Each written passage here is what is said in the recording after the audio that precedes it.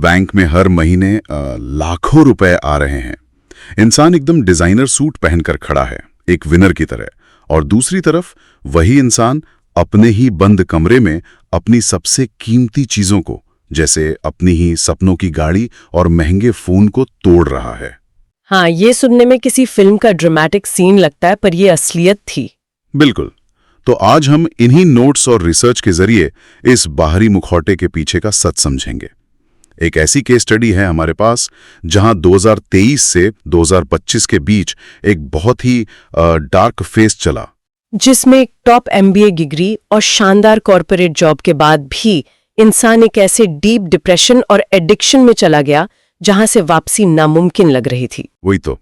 आज हम सिर्फ ये नहीं जानेंगे कि क्या हुआ, बल्कि दिमाग ऐसे हालातों में कैसे शॉर्ट सर्किट होता है उसे डिकोड करेंगे।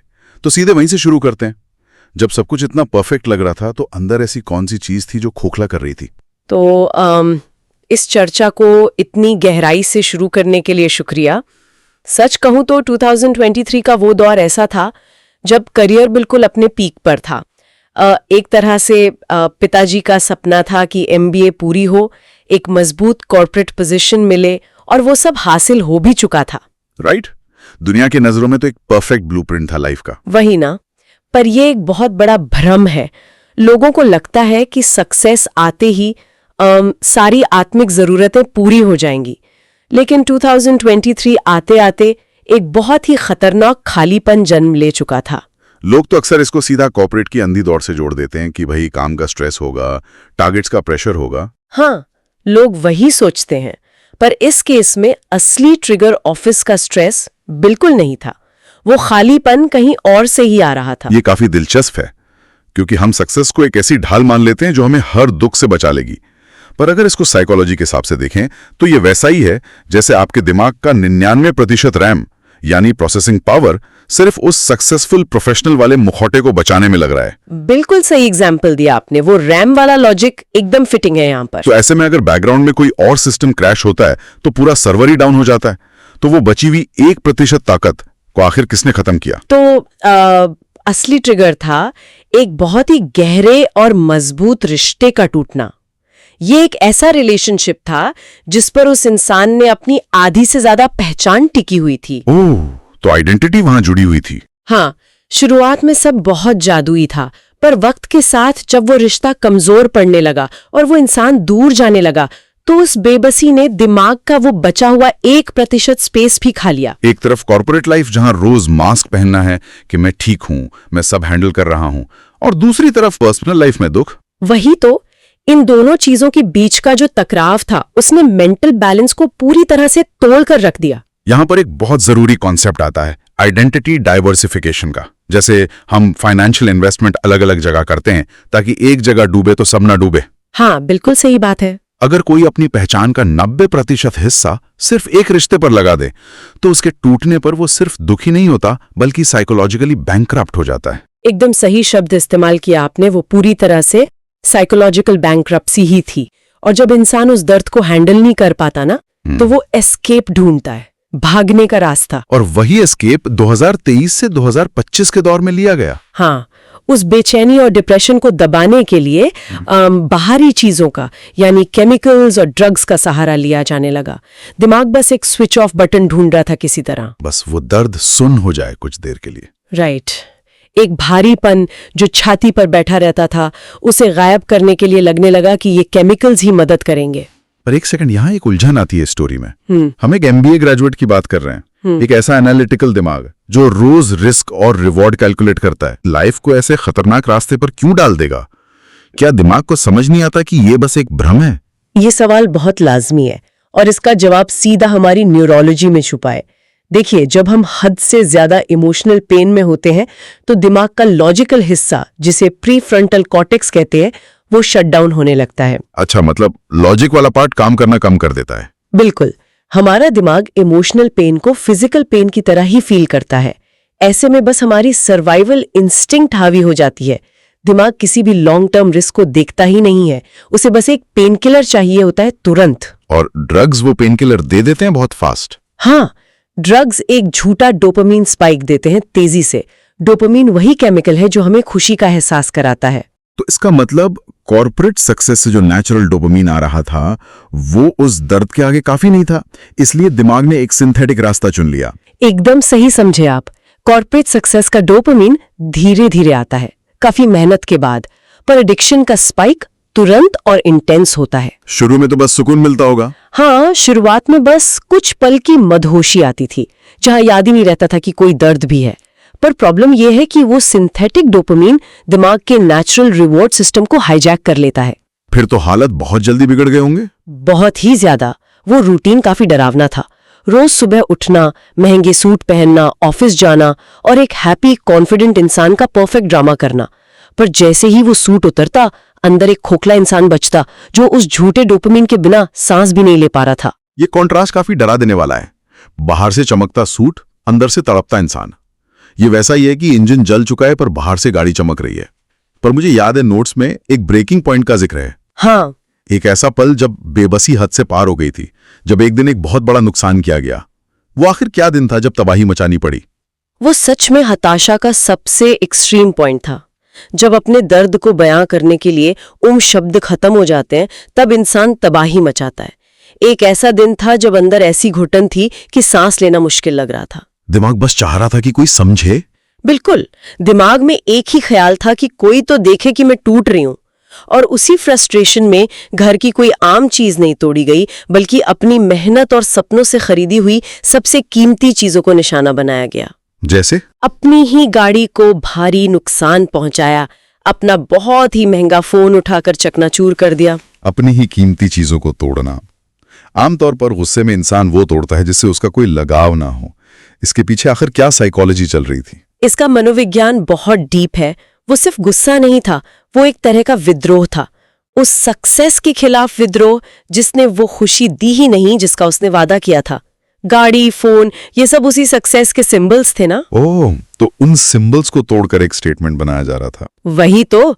जब लगता है कि कोई समझ नहीं रहा, तो तबाही के जरिए चीख कर दुनिया को बताया जा रहा था कि देखो मैं ठीक नहीं हूं, मेरा रिश्ता टूट रहा है, मैं अंदर से मर रही हूं। जब शब्द छोटे पड़ जाते हैं तो इंसान ऐसी तबाही मचाता है, अपनी मौजूदगी का एहसास दिलाने के लिए। ये सुनकर सच में रोंगटे खड़े हो जाते हैं। जब कंट्रोल छूट रहा होता है तो दिमाग कोई आखिरी सहारा ढूंढता है।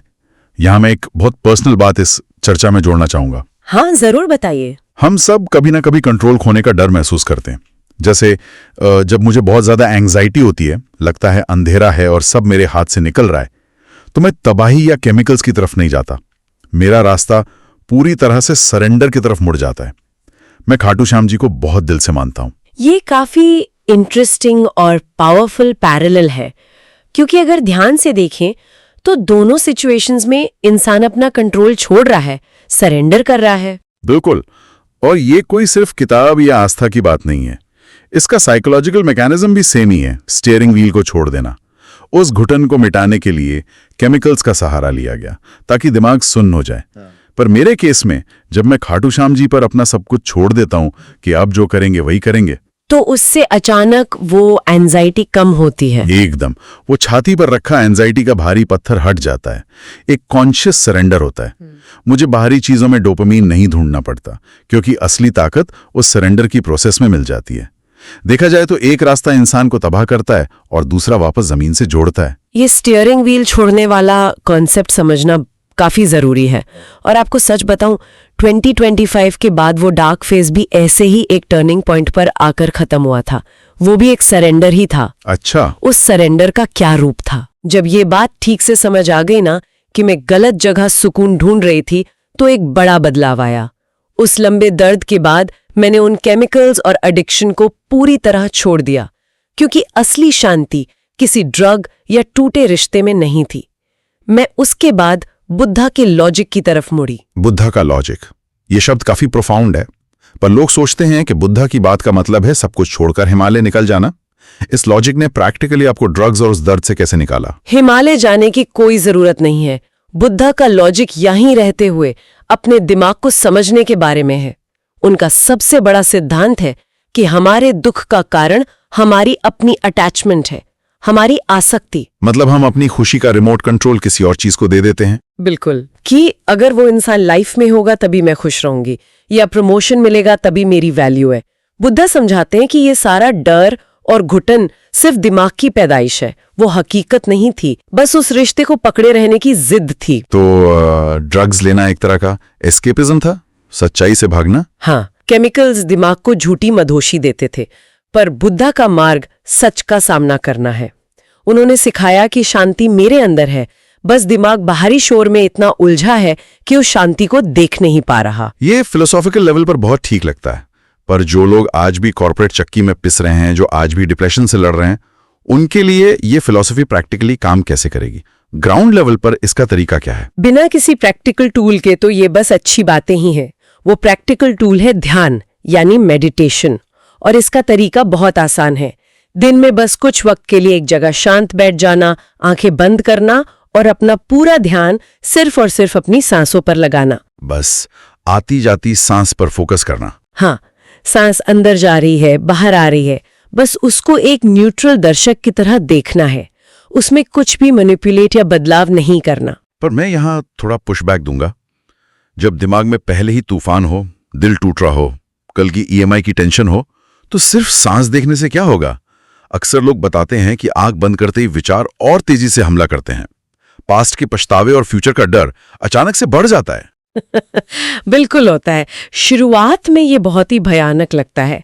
दिमाग आपको पूरी ताकत से पास्ट और फ्यूचर में खींचने की कोशिश करता है, पर इसके पीछे की न्यूरोसाइंस को समझिए। हमारे दिमाग में एक डिफॉल्ट मोड नेटवर्क होता है, जिसे डीएमएन कहते हैं। डीएमएन, उसका क्या काम है? जब हम कुछ खास नहीं कर रहे होते तो ये नेटवर्क एक्टिव हो जाता है, और यही हमें पुराने रिग्रेट्स और फ्यूचर की एंग्जाइटी के लूप में फंसा देता है।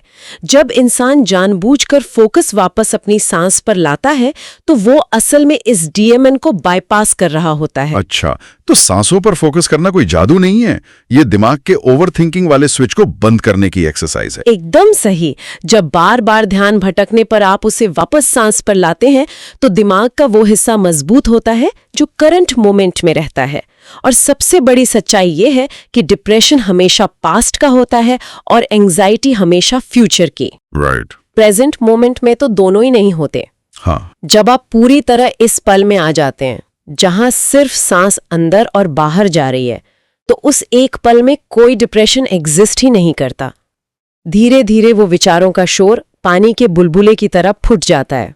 दिमाग बिल्कुल शांत हो जाता है। अगर मैं इस पूरी जर्नी को, इस सारे साइकोलॉजी और एक्सपीरियंस को एक ढांचे में रखने की कोशिश करूं, तो क्या ये कहना सही होगा कि जो सुकून इंसान पास्ट की उस चमकदार कॉर्पोरेट सक्सेस में, उस रिश्ते में, या उन ड्रग्स के सिंथेटिक डोपामिन में पागलों की तरह ढूंढ रहा था, वो आखिर में उसे अपनी ही चलती हुई साधारण सांसों के भीतर मिल गया? ये इस पूरी जर्नी का सबसे सटीक निष्कर्ष है। 100% सच। वो सारी बाहरी चीजें सिर्फ एक मृग तृष्णा थीं, एक मिराज जो मुझे और ज्यादा प्यासा और अंधेरे में धकेल रही थीं। जब बुद्धा के लॉजिक को समझा, स्टीयरिंग व्हील को छोड़ा और सांसों से जुड़ी, तब असली शांति मिली। आज वो फेज काफी पीछे छूट गया है। हाँ, आज वो 2023-2025 का डिप्रेशन और भयानक एडिक्शन बहुत दूर जा चुका है। लाइफ में एक ऐसी शांति है जिसकी उस वक्त कल्पना भी नहीं की जा सकती थी। जब आप चीजों को कसकर पकड़ना छोड़ देते हैं, अपनी आइडेंटिटी के गुलाम नहीं रहते, तभी आप आजाद होते हैं। ये सफर सच में सिर्फ एक केस स्टडी या एक स्टोरी नहीं है, ये ह्यूमन साइकोलॉजी का एक पूरा मैप है। ये अंधेरे से उजाले तक का सफर उन सब के लिए एक बहुत बड़ी उम्मीद है जो आज किसी दबाव में है, चाहे कॉर्पोरेट प्रेशर हो या रिश्तों का, और जो सोचते हैं कि बाहरी नशे उन्हें बचा लेंगे। मेरी भी यही उम्मीद है कि इस चर्चा से उन तक मैसेज पहुंचे। हम अक्सर अपनी कीमत दूसरों की नजरों से तय करते हैं।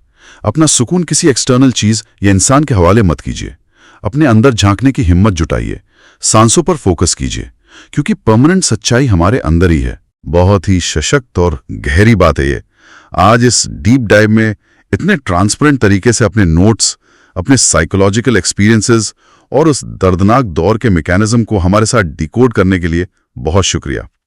और खालतू श्याम जी और बुद्धा के लॉजिक में जो हमने आज समानता देखी, उसने इस चर्चा को वाकई नया आयाम दिया। मुझे भी इस चर्चा का हिस्सा बनकर बहुत अच्छा लगा। आपके नजरिए और खातू श्याम जी वाले सरेंडर के उदाहरण ने इस पूरी बातचीत में बहुत गहराई जोड़ी है। शुक्रिया मुझे आमंत्रित करने के लिए। तो यहां हम इस डीप डाइव को विराम देते हैं। आज हमने देखा कि कैसे हमारा अपना दिमाग हमें धोखा दे सकता है और कैसे ध्यान की तकनीक से हम उसे वापस ट्रैक पर ला सकते हैं। पर जाने से पहले मैं एक आखिरी ख्याल छोड़कर जाना चाहूंगा। हम सब बाहर जीतने निकलते हैं, बड़ी नौकरी, बड़ा बैंक बैलेंस, परफेक्ट रिश्ता। लेकिन सच ये है कि सबसे खूंखार लड़ाई हमारे अपने अंदर, हमारे न्यूरॉन्स में चल रही है। जो इंसान अपनी सांसों की लय समझ गया, वो इन सारी अंधी दौड़ों से आजाद है।